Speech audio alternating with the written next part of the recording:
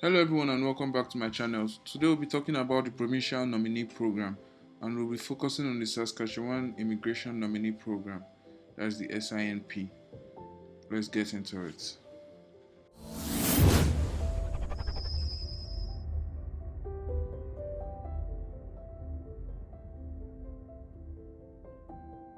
So what you need to know about the SINP or the Sask Immigration Nominee Program is that it's a viable option for those who do not meet the requirements of the Federal Skilled Worker. This is a good option for you to go with. Here is the official website for the SINP. What you need to understand about the SINP is that it is divided into different categories. There's the International Skilled Worker category, there's the Experience category, there's the Entrepreneur, and then there's the Farm category.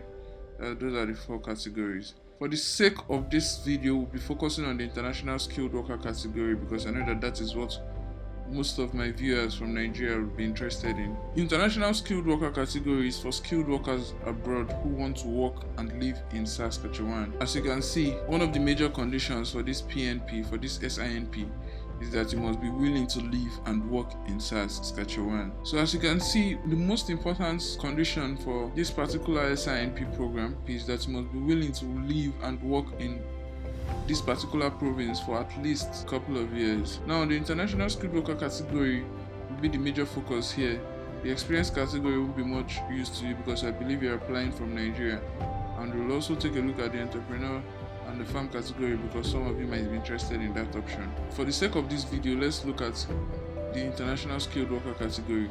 First, let's look at eligibility. Now, for eligibility, you need to score at least 60 points from 100 in the SINP International Skilled Worker subcategory. Understand this, scoring 60 doesn't mean you're qualified or that you would get the PNP. It just means you're eligible to apply or to express your interest. Now, under the International Skilled Worker category, you would fall under one of the following subcategories. First, you are either an international skilled worker with an employment offer, or you're an international skilled worker applying through the express entry. And thirdly, you're an international skilled worker without an employment offer, but your job or your occupation is part of the in-demand occupation, that is the OID, that is occupations in demand. Again, the first subcategory of the international skilled worker category is that you're an international skilled worker that already has an employment offer from the province. Secondly, you are an international skilled worker who applied through the express entry. And thirdly, you are an international skilled worker with occupation in demand qualifications. This simply means what you studied or what you do for a living is part of the occupations in demand for SASK at that particular time when you are applying. This means you need to either have a job offer, an express entry profile, or must be licensed to practice an in-demand job. You must have to keep checking to be sure of the recent in-demand jobs because this is always changing. And the three options explained below and the eligibility requirements.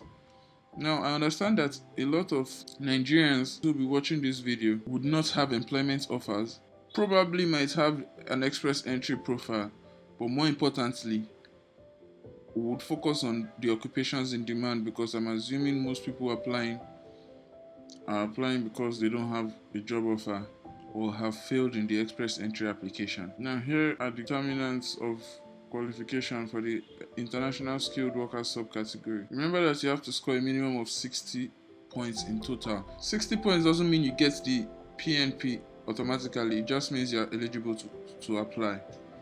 So first, let's talk about education and training. Similar to every other Canadian immigration program, your education is very important. For those who have post-secondary school education, you have to check for how many points your level of education is worth.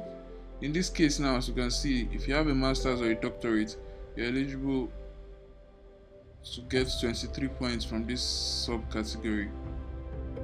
If you have a bachelor's degree or three or more, if you have a bachelor's degree from university, you're eligible to 20 points. If you have a trade certificate, you are eligible to 20 points as well.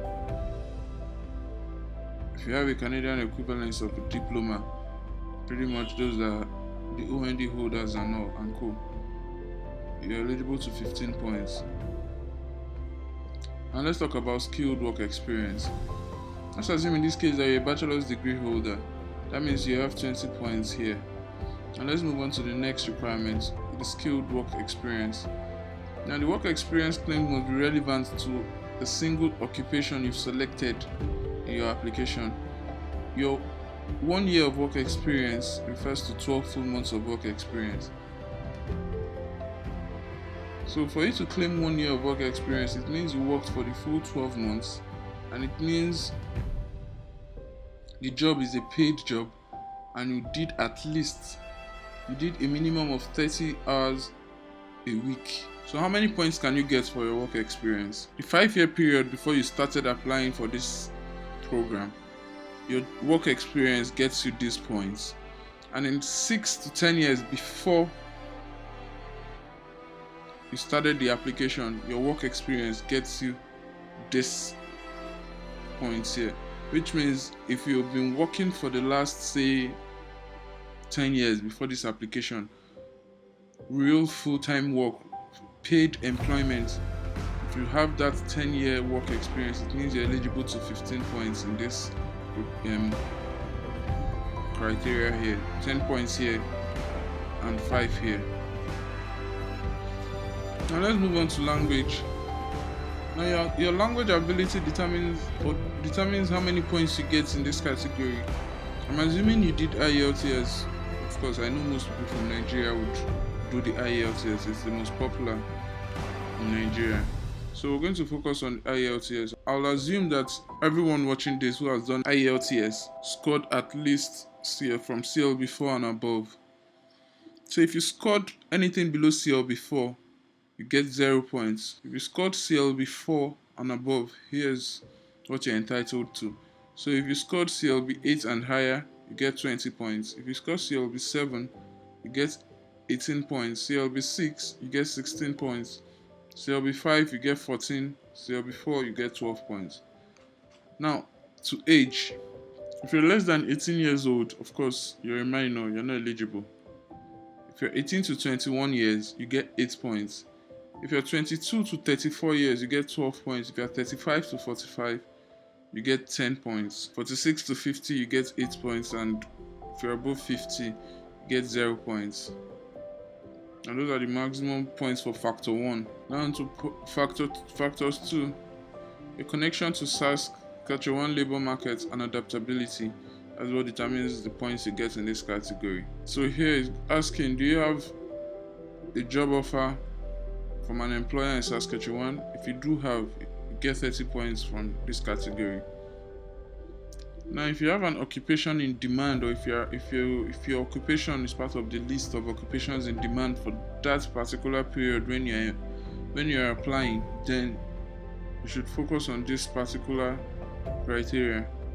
If you belong to this category, these are the points you can get. Now, if you have a close family relative already living who is a Canadian citizen or a permanent resident living in Saskatchewan, you get 20 points. Now, this close relative can be your parent, your sibling, your grandparents, your aunt, uncle, niece, nephew, cousin, step family members, or in-laws. If you have any past work experience in Saskatchewan, you're eligible for another 5 points here. If you studied in Saskatchewan, you're eligible for another 5 points. Now, in this point factor 2, you're eligible for a maximum of 30 points, which sums up to 100 points. That is maximum points total of factor 1 and factor 2.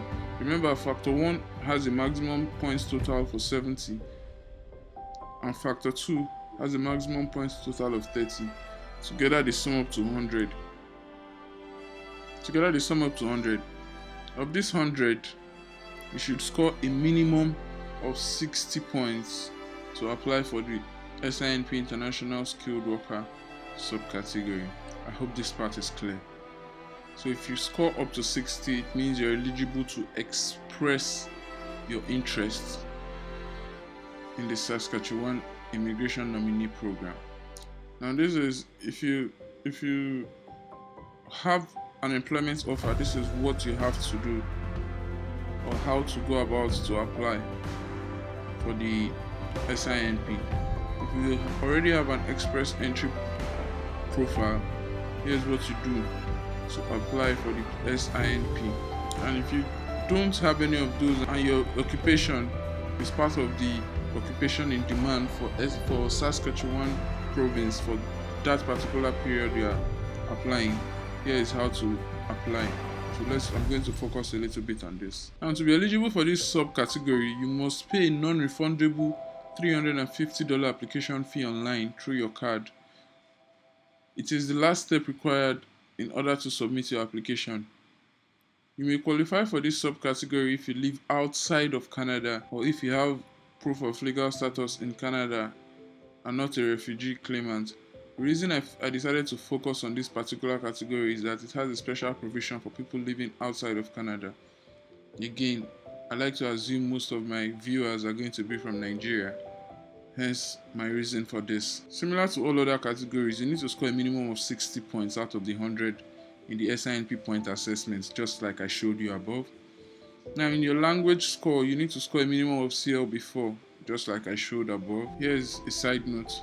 Now, employers and regulatory bodies may ask for language scores that are higher than CL4, but CL4 gets you into the it makes you eligible to submit an expression of interest for SINP, but the employers and some regulatory bodies may ask for language scores that are higher than CL4. It's kind of like in Nigeria when they say JAMB cutoff is 200, but your school or the department you're applying to may require a higher score than the 200. It's similar to this. CL4 makes you eligible, whereas your employers or some regulatory bodies may ask for language scores that are higher than CL4. Now, have you completed a post-secondary education, training or apprenticeship that's comparable to the Canadian education system of at least 1 year? I mean, you must have done at least 1 year post-secondary education. You must have evaluated that credential, and that's the ACA process. I think World Education Service, that is WES, is a good body to help evaluate your degree. Now, do you have experience in an occupation that is high skilled and not in the excluded occupation list? Click on this link to see the excluded occupation list, and then click on this link here to see the occupations in demand. Very important. Now, the minimum required work experience in your high skilled occupation for skilled professional is at least 1 year work experience within the last 10 years. And then for tradespeople, at least 2 years work experience in that your skilled trade within the last 5 years, or 1 year experience in Canada in the past 3 years. You need to have at least one of these three. Remember, at least 1 year work experience for skilled professionals within the last 10 years, at least 2 years work experience for tradespeople within the last 5 years, or 1 year work experience in the past 3 years for skilled tradespeople and skilled professionals. It has to be within the last 3 years. I'm assuming most people would fall under this skilled professional category. Now note, your work experience must be within the field of your completed post-secondary school education, training or apprenticeship. This education must be comparable to the Canadian education system of at least 1 year in length.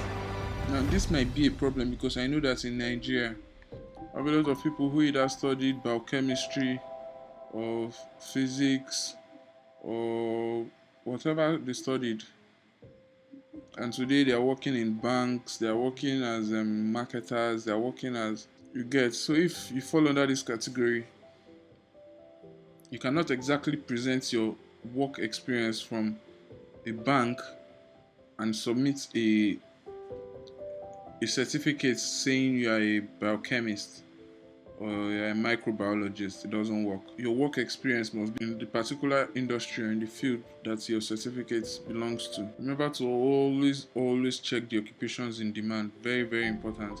That's that about education. Next, move on to proof of funds. Settlement funds. For settlement funds, you are required to have a minimum of 12,699 Canadian dollars to help you settle into Canada. Now that particular amount of money is just for one person. If you're going to be going with any member of your family, you would need to add 3,400 plus Canadian dollars to that amount. So if you need to see the chart to know the exact amount, you would need click on this link here that says settlement funds, and it takes you to a page that shows a chart. Note that settlement funds is for people without job offers. So if you have a job offer, this settlement funds doesn't apply to you. Settlement fund is supposed to be a fund that serves as a cushion for people relocating to Canada, such that when you get here, you have something to fall back on till you get an actual paying job. This fund is supposed to take care of you for the next few months after your arrival. It's supposed to take care of things like your rent, your feeding, your upkeep. It's important you have it. No one is going to take it from you, but you need to show proof that you have it. To apply for this subcategory, you must submit an expression of interest. Candidates that are eligible and meet selection criteria will receive an invitation to submit an application. Remember, an expression of interest is not an invitation to apply. An expression of interest is what you send after you must have gone through the different requirements and you must have seen that you qualify. Then you submit an expression of interest to the SINP. You can use this link. Candidates that are eligible would receive an invitation to submit an application. The points scores associated with the expression of interest profile will determine the likelihood of receiving an invitation. Note that, like express entry, this program also works with cutoff marks. So know that if you score below 60 out of the 100 as shown above, you would not be considered eligible. But if you score above 50, you also need to be sure you score above whatever cutoff they set for that particular draw. And those with the highest score within the pool of candidates will have a greater chance of being invited to apply. When you receive an ITA, that is an invitation to apply, this is when you have to pay that $350, the same $350 I talked about. This application fee has to be paid online using the either Visa or MasterCard. It is the last step required in order to submit your application. So you either click here to see what an expression of interest is, or you just come down a little and read it up here. Now, an international skilled worker expression of interest is not an application to SINP. They are two different things. Now, an international skilled worker expression of interest is just like the pre-application process, which allows candidates to fill an online form to indicate their interest in applying to the SINP, and it demonstrates their qualification. You can click here to read more on that. However, not all candidates who submit the international skilled worker expression of interest will be invited to apply to the SINP. I think I already made this clear. There are no limits on the number of candidates who can submit the expression of interest. However, candidates can only have one expression of interest profile. For assistance on how to create your EOI, you can click here. This is a guide. Now, who can not apply for the international skilled worker category under the occupation in demand? First, if you're a refugee claiming refugee status from the government of Canada, you are not eligible. You are also not eligible if you failed to submit documentation as requested by the SINP. If you failed to establish that your intent to live and work in Saskatchewan is genuine, which means in addition to your application, you need to establish that you really want to live and work in Saskatchewan. Remember, this is the SINP, the Saskatchewan Immigration Nominee Program. The essence of this nominee program is to help populate Saskatchewan. So there is no option of you getting to Canada through the SINP and then hoping that you would move to another province. You won't be allowed to do that. Then lastly, you and your representatives have intentionally misrepresented yourselves in the application. This is one of the most common reasons why applications keep getting rejected. When people misrepresent themselves or lie about what they are not, if they are found out, their application will be rejected. For more information on how to apply to the International Skilled Worker and Saskatchewan Experience categories, please click here. If you're interested in the entrepreneur and farm categories, you can use these links here. They are clickable. You can obtain and complete all necessary federal and provincial forms required for your application. For further details, see the required documents section.